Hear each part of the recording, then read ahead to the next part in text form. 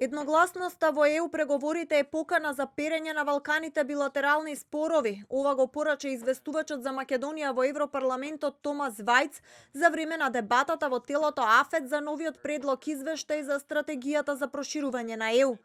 Според Вајц, билатералните спорови предизвикуваат блокади на дневна основа и фрустрации кај кандидатките, додека се чека и по 2 децении за само да стартуваат преговорите со Унијата.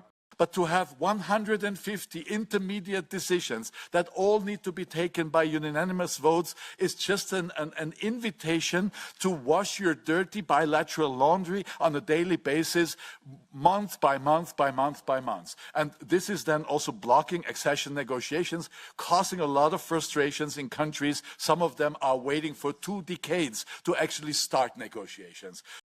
На денешната дебата во Европарламентот се анализираше предлог документ каде стои дека билатералните прашања не смеат да се користат за блокада во преговорите со ЕУ. Се бара квалификувано мнозинство и се потенцира прекумерната употреба на консензусот која го забавува проширувањето на Унијата.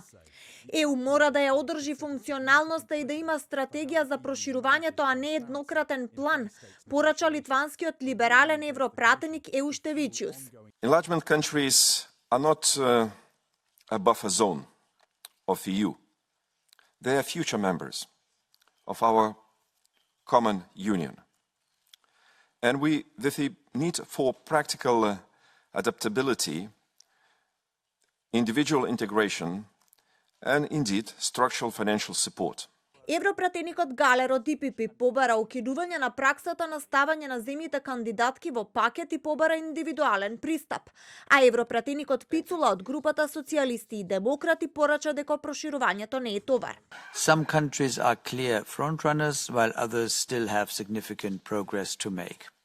It is therefore essential that our report recognizes each country's individual trajectory towards European EU integration. Europe must show leadership. Enlargement is not a burden. It's our strategic opportunity, and the countries that are ready for it must see that European Union is ready too. Европратениците имаат рок до 2 декември да поднесат амандмани на предлог извештајот за истиот да биде ставен на гласање на Комитетот за надворешни работи на средината на јануари 2026 година. Доколку го помине телото АФЕТ, се очекува предлог извештајот да се гласа и на пленарна седница во Европарламентот.